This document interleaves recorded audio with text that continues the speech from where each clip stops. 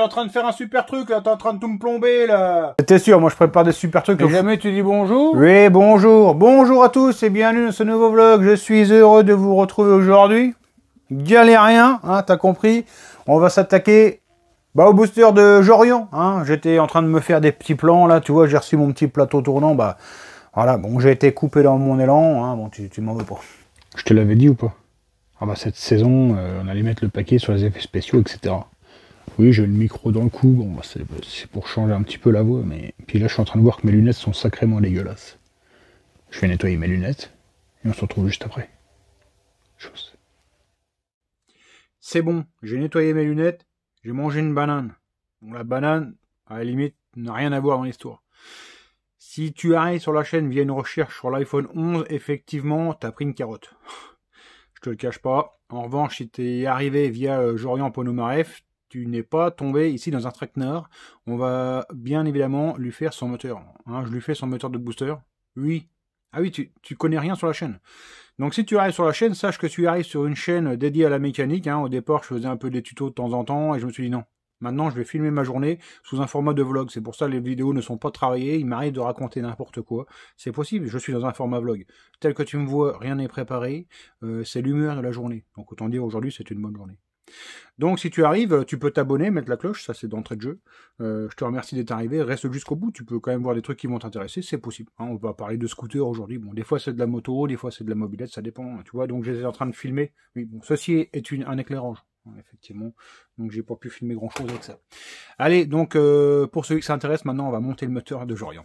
Alors première chose, pour bien monter un moteur, bon il nous faut un bas moteur. Hein, et après, il nous faut un haut moteur. Alors, qu'est-ce que j'ai choisi ici? J'ai choisi le cylindre Moss, tu l'as vu en introduction. J'ai choisi ça, pourquoi? Parce que l'autre, qu'est-ce qu'il fait? Des roues arrière toute la journée.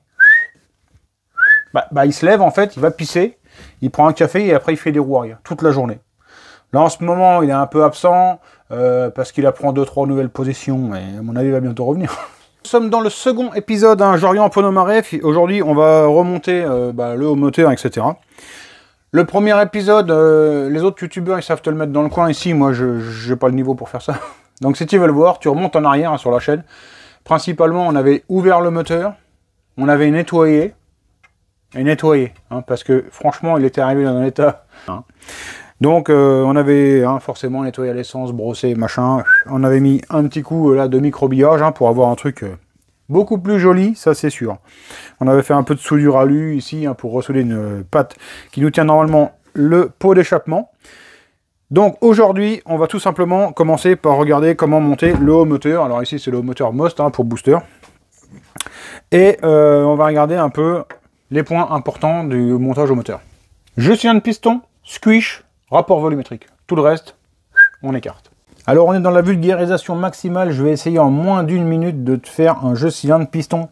Ça fait 17 fois que je refais cette prise parce que je m'embarque dans des trucs trop compliqués. La meilleure façon de faire, normalement, c'est de mesurer son piston avec un palmaire et de mesurer son cylindre avec un comparateur d'alésage. Hein, tu viens faire la différence entre la cote du piston et la cote du cylindre, tu obtiens forcément ton jeu cylindre piston. Simplement, je vais te donner une notion, c'est qu'un piston, c'est pas un bout de tube, hein, ça a une conicité et c'est de forme ovale. Hein. Donc, il y a un endroit où on doit le mesurer. Ça, un jeu de cale, ça vaut entre 6 et 10 balles sur Amazon. Hein. Bon, après, Amazon, c'est Amazon, mais toujours est-il que c'est à 10 balles, t'en reçois un en moins de quelques jours chez toi. Le jeu cylindre piston, il est important dans la mesure où, quand ton constructeur t'adapte bien ton piston à ton cylindre, le cylindre étant ici en Nicasil, hein, c'est ce qui se fait le plus souvent maintenant de l'alu avec un traitement Nicasil, ton piston dedans il va rentrer et normalement tu n'auras pas de rodage. Tu vas monter ça, tu vas le faire chauffer 5-10 minutes, tu vas rouler un peu tranquille pendant 20 bornes et c'est fini, ton rodage il est fait. Ceci est vrai simplement si ton jeu cylindre piston il est bon. Hein. Donc ici, ce que je te disais c'est que le cylindre, il est rond et le piston, il est de forme ovale. Alors la cale, tu vas pas la mettre comme ça à côté de l'axe. Tu vas le mettre côté échappement ou côté admission à l'arrière. C'est important qu'elle soit ou devant ou derrière. Et c'est important de voir donc le jeu qu'on a. Alors, ici, sur un alésage comme ça, c'est bien d'avoir 8 centièmes de jeu, hein, c'est-à-dire 0,08. Hein. Moi, ici, j'ai une cale de 0,07, tu vois.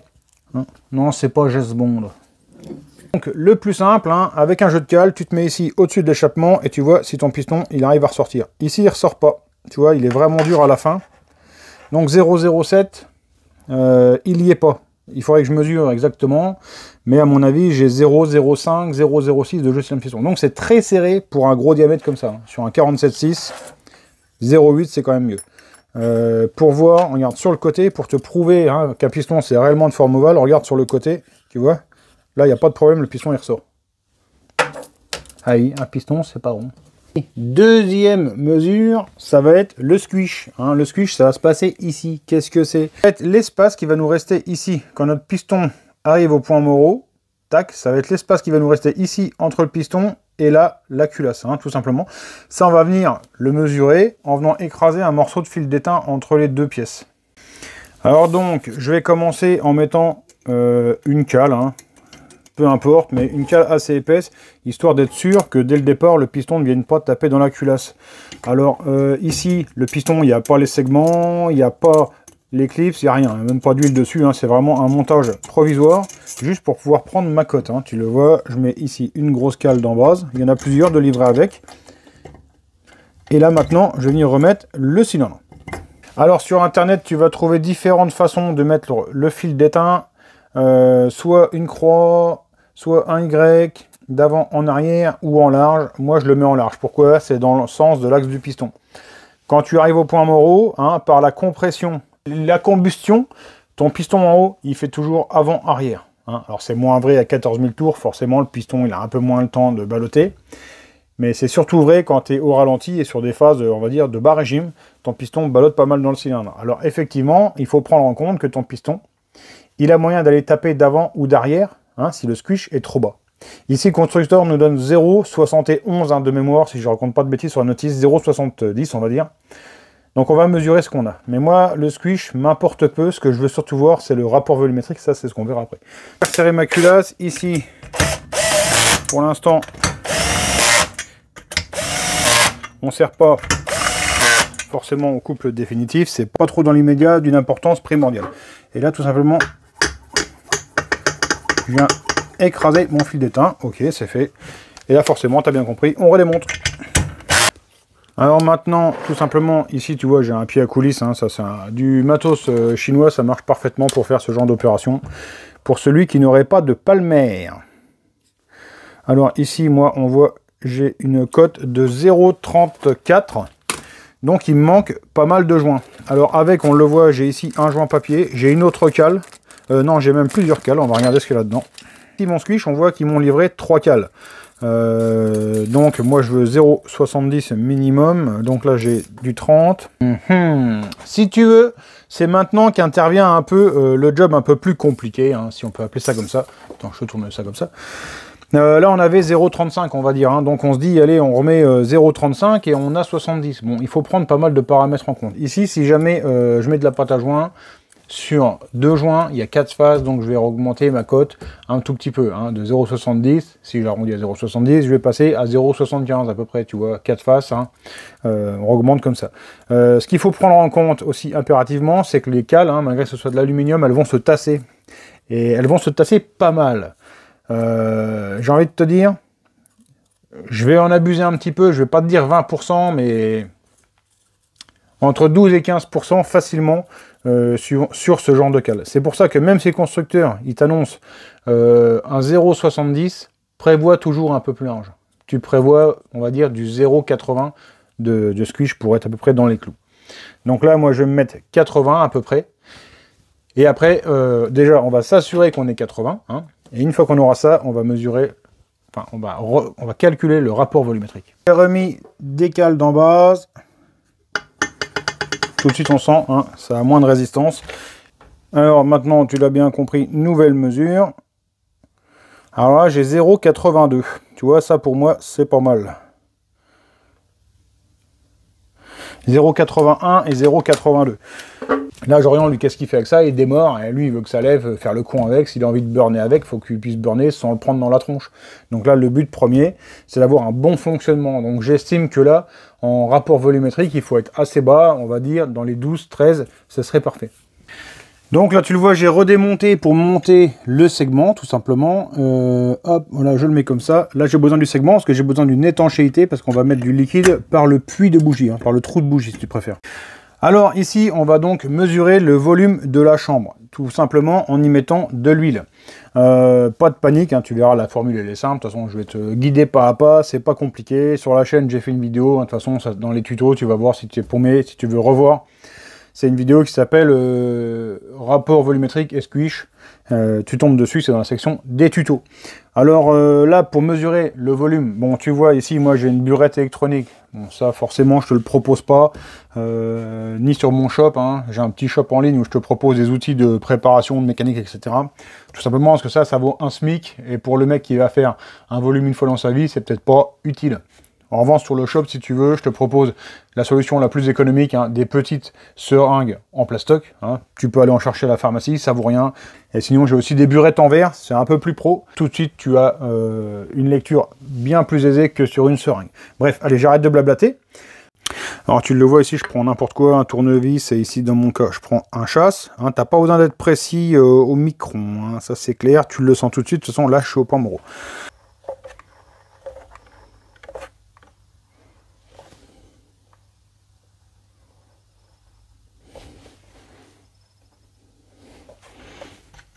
Voilà.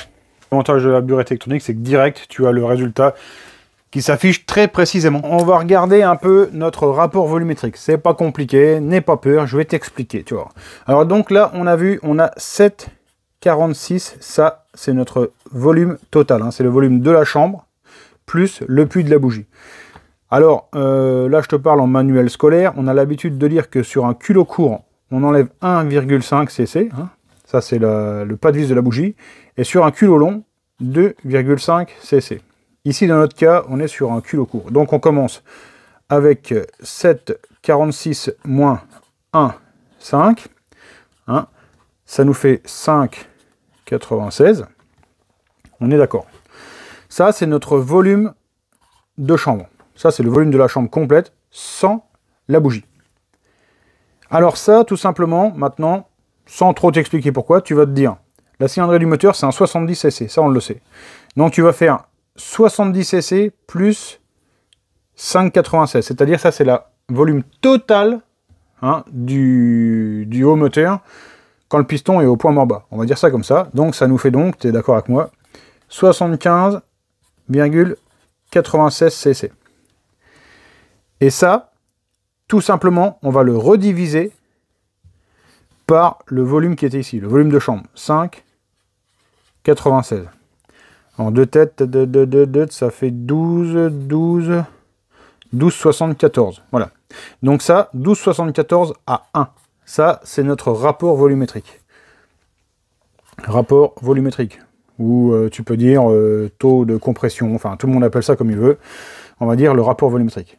Ça veut dire que l'on peut mettre le volume de la culasse 12 fois dans le volume de la cylindrée totale. Bon, ça ne nous intéresse pas, mais c'est ça que ça veut dire. C'est un rapport, ça veut dire 12,74 à 1. Donc tout à l'heure, je te disais que ce serait bien qu'on ait un rapport entre 12 et 13, hein, ça serait notre idéal. Donc là, on est à 12,74. Pour moi, on est parfait. Hein, avec 0,80 de squeeze, j'ai 12,74 de rapport volumétrique. On a un petit problème, c'est qu'on arrive déjà à 15 minutes de vlog. J'ai vraiment peur que pas mal décroche et c'est intéressant. Il y a des passages intéressants après, notamment une modification de l'allumage d'origine. Donc on verra ça dans un prochain vlog. Et le vlog final, le moteur au banc d'essai. Comme je te le disais tout à l'heure, hein, je t'invite, si tu le veux, à t'abonner à la chaîne, de mettre la petite cloche de notification. Ça peut être sympa si tu veux pas rater de vidéos. Hein. Vidéos qui tournent autour de la mécanique. Généralement, j'essaie de tourner ça sur le ton de la déconnade. Hein. Et aussi de l'impression 3D, des sorties, etc. Dans le premier vlog de la semaine, donc j'en profite aussi pour remercier toutes les personnes qui soutiennent la chaîne sur Tipeee et sur PayPal.me, hein, comme d'habitude, je le répète. Les gens qui participent là-dessus, généralement, c'est pour payer un peu de matos, comme ce que vous avez vu tourner en début de vidéo, là, le plateau tournant motorisé. Bon, bah ça a été grâce encore une fois aux dons des tipeurs, donc grand merci à tous. Aussi, j'en profite, hein, on arrivera bientôt à 70 000 abonnés sur la chaîne, c'est juste complètement dingue. On va dire maintenant, j'ai commencé la chaîne réellement il y a 2 ans, je m'y attendais vraiment pas, donc grand merci à tous hein, de cette croissance. Tout ça, c'est grâce à vous, donc franchement, grand merci. Je sais pas quoi vous dire de plus. Je vous remercie à tous de m'avoir suivi, je vous souhaite de passer une bonne soirée, on se retrouve bientôt pour une prochaine vidéo. Ciao, bye!